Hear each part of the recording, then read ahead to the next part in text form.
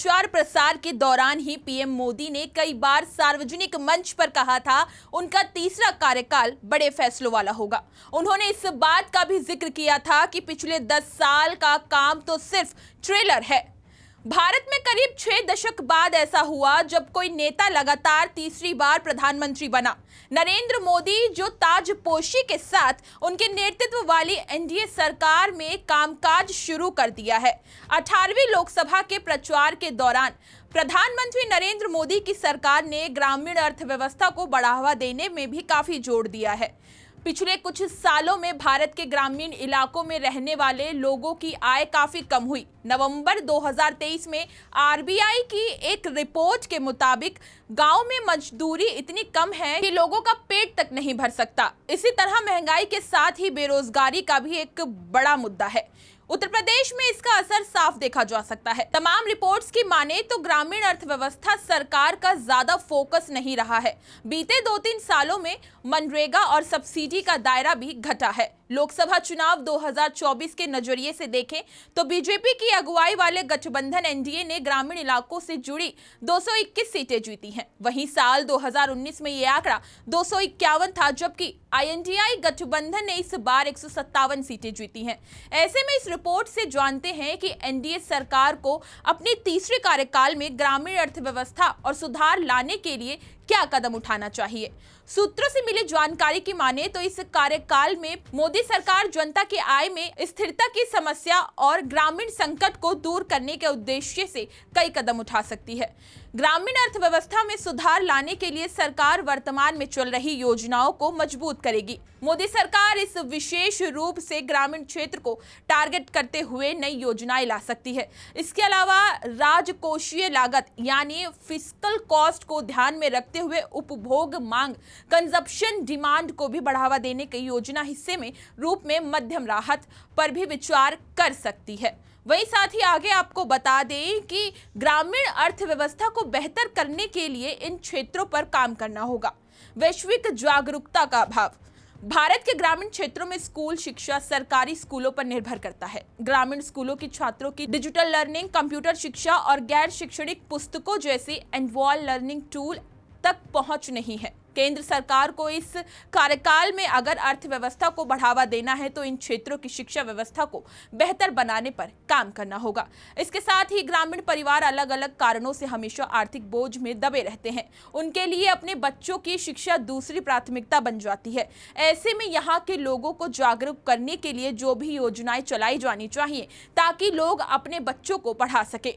प्रभावी प्रशासन का अभाव। हमारे देश में सफल ग्रामीण विकास की राह में सबसे बड़ी समस्या है प्रशासनिक प्रणाली में पारदर्शिता की कमी। इन क्षेत्रों में राजनीतिक जागरूकता की कमी के कारण भ्रष्टाचार बढ़ता जा रहा है। विशेष प्रयोजन एजेंसियों और पंचायतों के बीच जवाबदेही की कमी भी इस समय में योगदान देती है। ग्रामीण शहरी जल विवाद। भारत में शहरों का तेजी से विस्तार हो रहा है और ग्रामीण क्षेत्रों में प्रवासियों की एक बड़ी तादाद इन शहरों में जल के प्रति व्यक्ति उपभोग में वृद्धि कर दी है।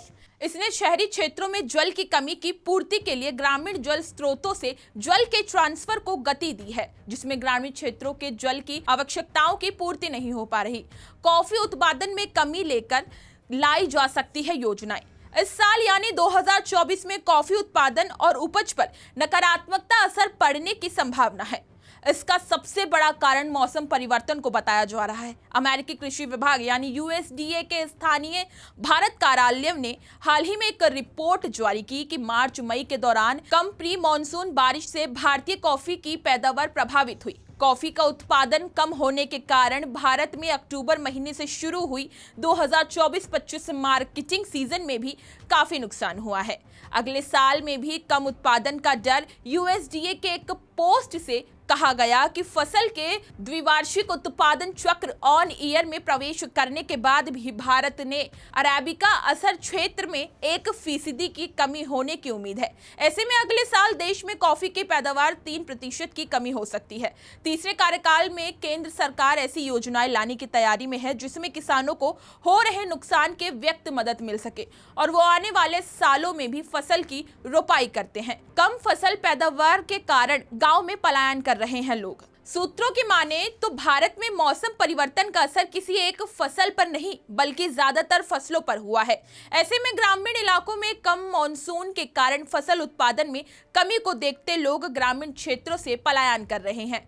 Centre for monitoring Indian economy के डेटा से पता चलता है कि फरवरी 2024 तक पिछले साल की तुलना में खेती करने वाले किसानों की संख्या में कमी आई है, जिससे ये कहना गलत नहीं होगा कि ग्रामीण इलाकों के सुधार में अभी भी उम्मीद से ज्यादा समय लग सकता है। हालांकि वहीं खबरों की माने तो ये भी कहा गया है कि सरकार किसी भी नए बड़े पैमाने में हैंडआउट की घोषणा करने से बच सकती है। फाइनेंशियल एक्सप्रेस इसी रिपोर्ट में भारतीय जनता पार्टी से जुड़े अर्थशास्त्री संदीप वेम्पति कहते हैं कि ग्रामीण मांग में गिरावट मौसमी और तनाव का कोई संकेत नहीं, इसलिए फिलहाल सरकार ग्रामीण मांग को बढ़ावा देने के लिए किसी बड़े अतिरिक्त उपाय की घोषणा करने से बच सकते हैं। विश्वविद्यालय के वाइस चांसलर NR भानुमूर्ति का कहना है कि नई सरकार का फोकस ग्रामीण रोजगार पर होना चाहिए। केंद्र सरकार को ग्रामीण संकट को दूर करने के लिए ग्रामीण उद्योगों और MSMI में निजी क्षेत्र की भागीदारी को प्रोत्साहित करने के लिए जरूरी कदम उठाने होंगे। किसानों के वित्तीय सहायता को बढ़ाया जा सकता है। केंद्र सरकार अपने कार्यकाल में पीएम किसान के तहत किसानों को दी जाने वाली वित्तीय सहायता में 2000 रुपए की बढ़ोतरी की घोषणा कर सकती है। इससे देश में किसानों को मिलने वाली वार्षिक राशि बढ़कर 6000 रुपए हो जाएगी। वहीं साथ ही आगे आपको बता दें, केंद्र सरकार ने इस योजना के तहत लगभग 60,000 करोड़ रुपए प्रतिवर्ष खर्च करता है। अतिरिक्त 2000 से 3000 करोड़ रुपए बढ़ाने से 85 मिलियन लाभार्थियों को 17,000 से 25,000 करोड़ रुपए तक बढ़ा सकता है। हेल्थ सिस्टम पर खर्च। इकोनॉमिक लॉज प्रैक्टिस के पार्टनर राहुल चरखा ने कहा, करदाता हर गुजरते दिन के साथ नए स्वास्थ्य मुद्दों से जूझ रहे हैं।